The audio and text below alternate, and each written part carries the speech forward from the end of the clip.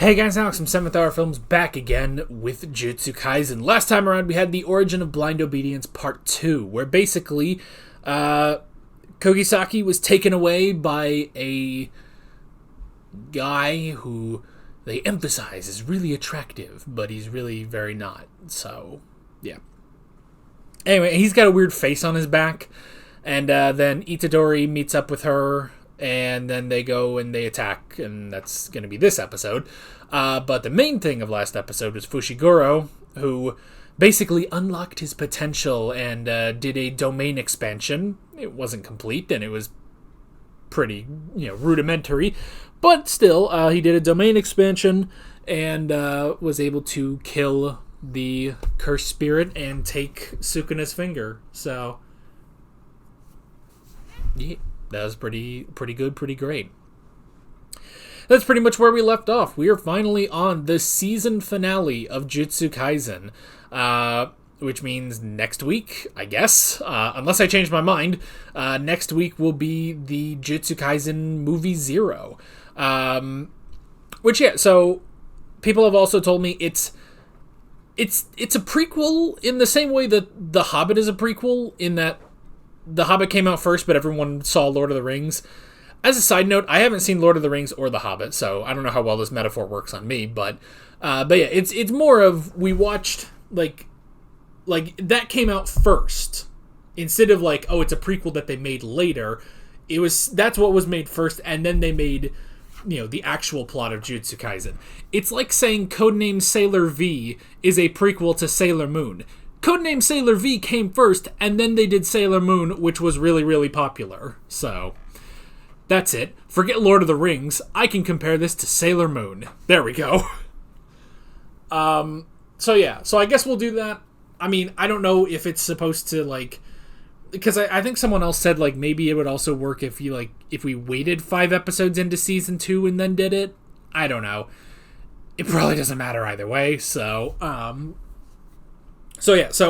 basically, either next week is going to be the movie, or it's going to be season 2, episode 1, and we'll get to the movie a little later. Stay tuned. You'll see it in your sub box or on Patreon or wherever you consume my media. That sounded weird. I don't know why, but it just sounded weird. So there's something about saying my media that just sounds wrong. I don't know. Anyway, like always, the reaction is down in the description and in the pinned comment for your viewing pleasure. So why don't we go ahead and jump right into the season 1 finale of Jujutsu Kaisen. Here we go.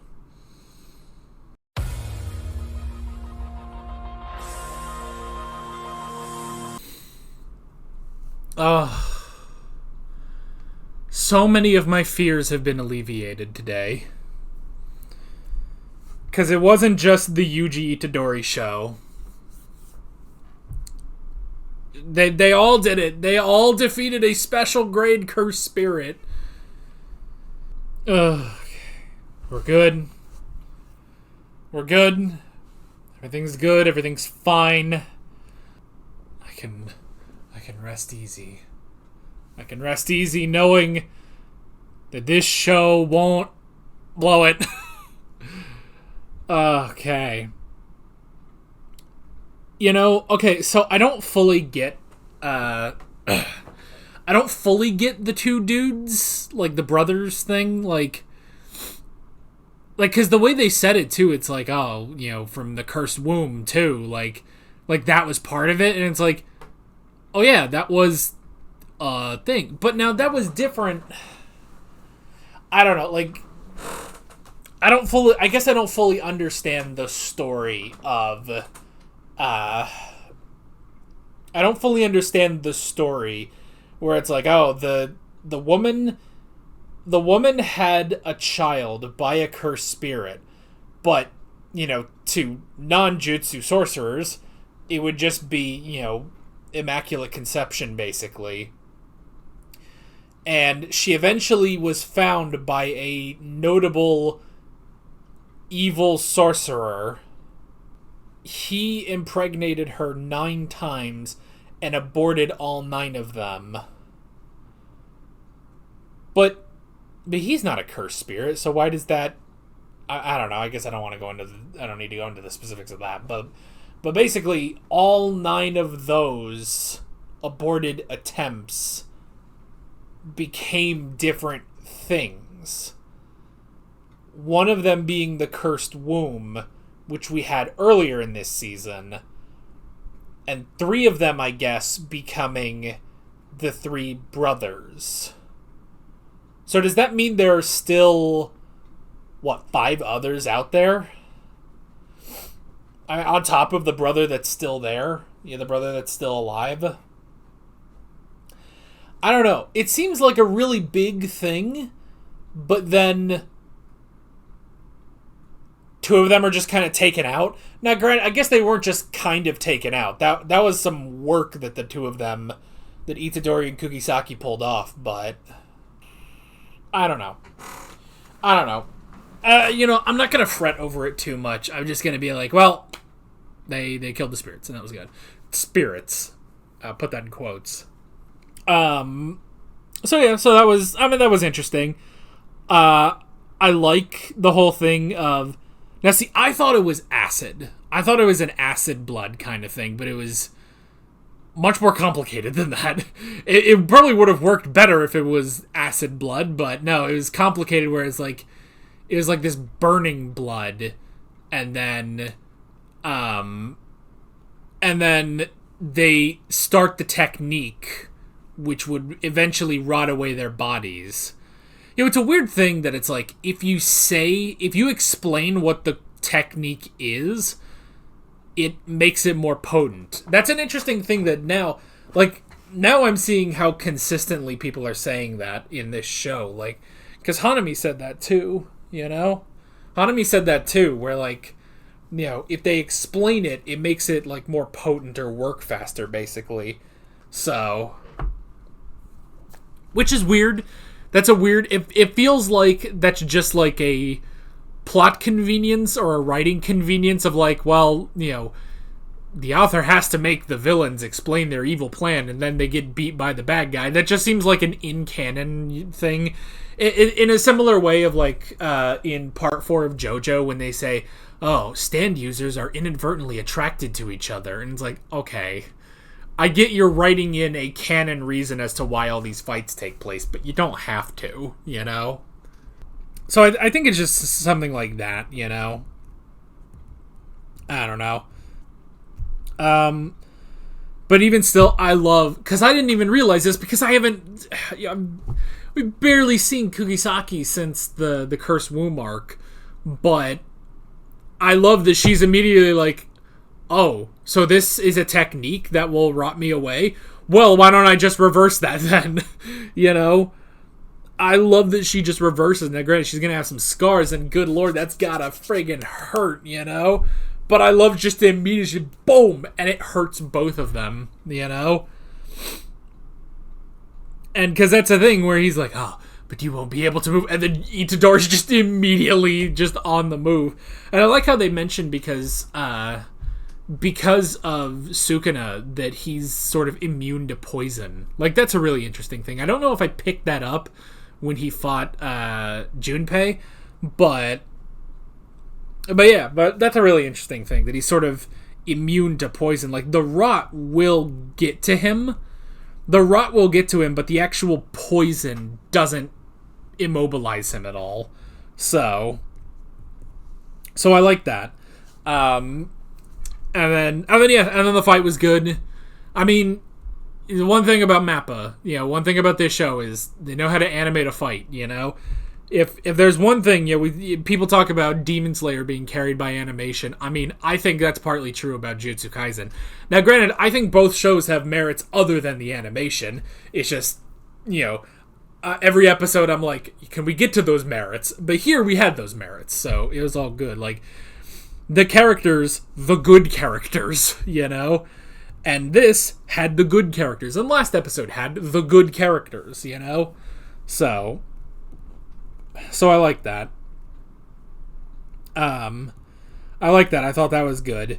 And yeah, just the fight was really, really good. Down to, oh, they take a hostage with the K-Truck guy. But then Kugisaki just oh, but your arm is still here, so she just hits that. Like, I really like it because they haven't really shown off her power enough. You know, like they've shown it all of twice basically in this season. So I like seeing it more fleshed out in this episode, basically. You know, like I'm really glad for that. So I'm excited to see what more crazy fights they show with her in season 2. So. And then they beat them. They beat the shit out of them. I love too the freaking the fist of the North Star. Like the thing jumps up and she just snaps and it just explodes and that's that. And he's dead. So, and at first I thought it was going to be something of because they kept saying we are one. We three are one.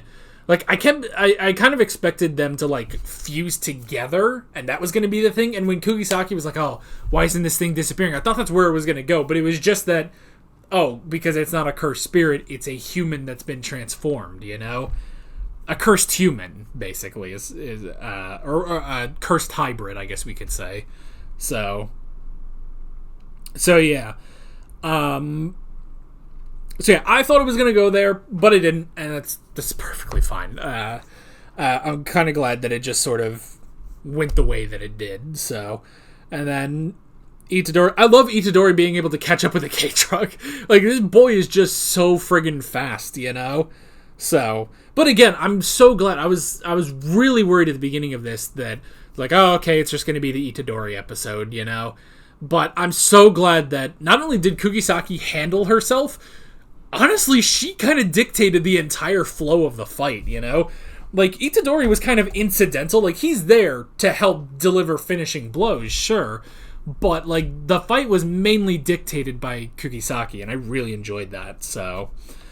And then at the end, they had the talk of, is this your first time, killing someone who is human? And she's like, yeah, pretty much. I like that she's kind of unfazed, And I like how she says he's I'm no Fushiguro, but there's only so many people we can save. I do like the analogy. I don't know if I fully got it, but it's I shouldn't worry about someone who shouldn't have been on the bus in the first place, taking a seat. But then there's people like you who bring their own chair and sit on the bus, So that was just kind of a interesting visual, basically. But it really did kind of boil down to, it's the tears were shed over the people we killed today. And literally I'm just sitting here yeah, but fuck them. I mean, yeah, if they were innocent or something, sure, or if they were actually good people, sure, but I don't know. That's sort of I will say that's sort of the Demon Slayer thing. I know so many people hate it in Demon Slayer when, after the fight, they give the depressing, sad backstory of the demons, and it's oh, should you feel bad now? But I like with that, Tanjiro never really has that. He's never really depressed about it. He's just which is strange, that it's Tanjiro, doesn't get sad about that. He doesn't get down because of oh, they led these horrible lives. But for him, he looks at it as well, it's a tragedy what happened to them, but now I've put them to rest, basically, And maybe Itadori needs something like that, where it's yes, this is a terrible thing that you have killed these two people, but you put him to rest. More people are not going to die because of them. That dude on the K-Truck, he could have been killed, He could have been killed and you two stopped it, I mean, it is really just a thing of well, I don't know. So, I'm not saying it's a bad thing that Itadori feels for the people he kills. It's no, that's honestly, that sounds like a great thing. But at the same time, it's yeah, but I don't know. I don't think we should be getting so down about it. But maybe that makes Itadori a better person than me. I don't know.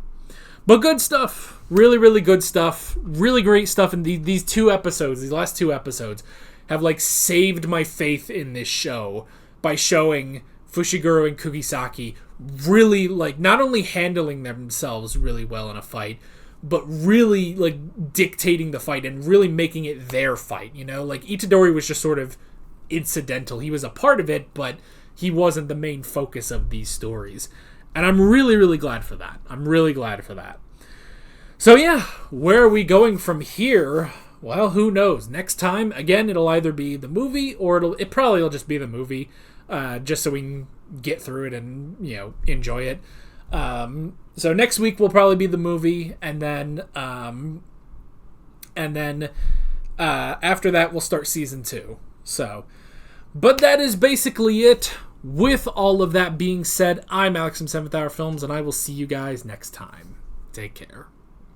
Alright guys, thanks for watching this video. There's a bunch of links on screen if you want to go click around any of those. There's a playlist with all of my Jujutsu Kaisen reactions, as well as another video you can go click on if you want. There's also a subscribe button and a Patreon button on screen, as well as other links in the description if you want to go check out any of those. See you guys later.